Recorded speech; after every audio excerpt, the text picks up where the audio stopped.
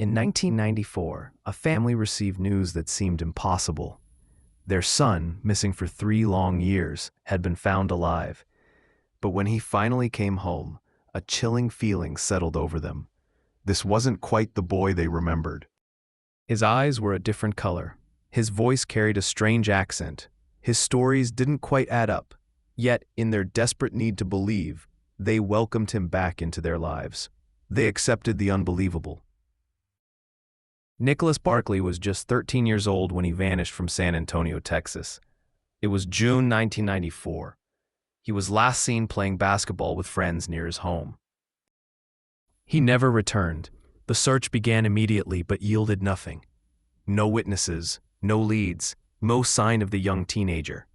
His family was left with a gaping void and the agonizing uncertainty of a missing child. 3 years passed, marked by grief and fading hope. Then, in October 1997, a phone call arrived from Spain. Authorities there had found a young man claiming to be Nicholas Barclay. He was reportedly disoriented and traumatized, found wandering the streets. The news sent shockwaves through the Barclay family. Could it truly be him? After so long, could their son be coming home? The family, overjoyed and desperate, arranged for the boy to be flown back to Texas. The reunion was emotional, filled with tears and embraces. But beneath the surface of relief, a disquieting feeling began to grow. The boy who stepped off the plane looked different. His hair was dyed, his build was slightly wrong, and his eyes were unmistakably brown, not the bright blue eyes Nicholas had possessed. He spoke with a noticeable French accent, which he attributed to trauma.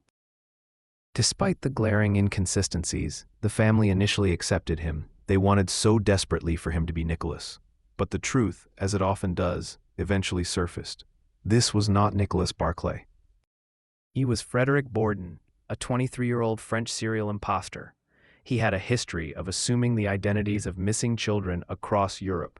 Now, he had successfully infiltrated an American family thousands of miles from his home. Bourdon had found Nicholas Barclay's missing person poster. He studied the details, dyed his hair, and concocted a story of abduction and trauma to explain his altered appearance and accent. He was a master manipulator, preying on the vulnerability of grieving families. He convinced Spanish police, American diplomats, and even a skeptical FBI agent initially. His performance was chillingly convincing, a testament to his psychological skill and utter lack of conscience. The most baffling part of the story is the family's acceptance. How could they overlook such obvious discrepancies? The eye color alone should have been definitive proof. Psychologists suggest grief, denial, and the powerful desire for closure played a significant role. They saw what they desperately needed to see. They convinced themselves that trauma could change a person so profoundly. But some investigators harbored darker suspicions about the family's motives. A local private investigator, Charles Pritchard, was hired by a TV show covering the story. He quickly noticed the brown eyes.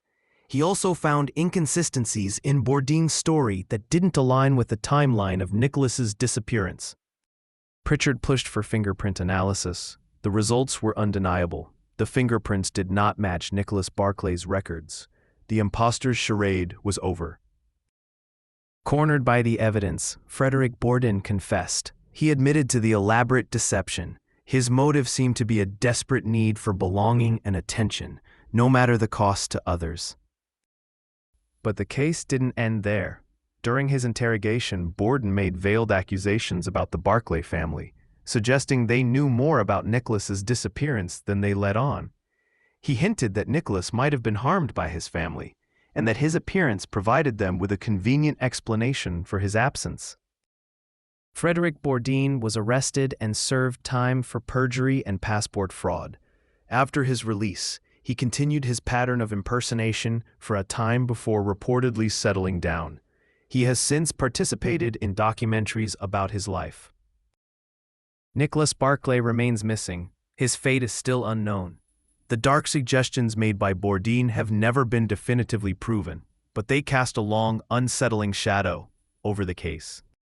The Nicholas Barclay case is more than just a bizarre instance of identity theft. It's a disturbing look at the depths of human deception and the complex psychology of grief and denial. It forces us to confront how easily we can be fooled, especially when we are desperate to believe. It highlights the terrifying possibility that a complete stranger could walk into your life, assume the identity of someone you love, and live among you undetected for months. Would you recognize your own child after years apart? Or would the overwhelming need for their return blind you to the truth? The story of Nicholas Barclay and the man who pretended to be him leaves us with unsettling questions about identity, family, and the darkness that can hide in plain sight. Comment your thoughts below. What do you think happened to Nicholas? And subscribe for more dark stories that are as real as they are unbelievable.